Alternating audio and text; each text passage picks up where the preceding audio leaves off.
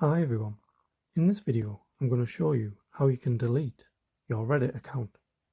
So if you find this video helpful, please give it a like and make sure you subscribe for more useful tutorials.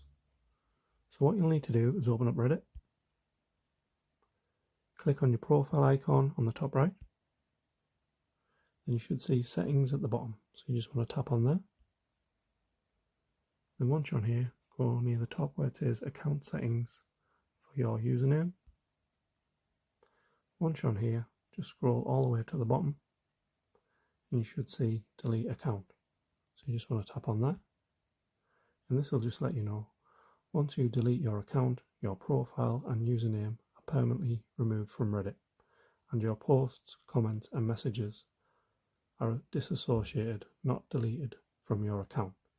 So if you're happy with all of that, just press yes delete, and it should ask you for your password, and once you've done that, just select done at the bottom, and that will delete your Reddit account.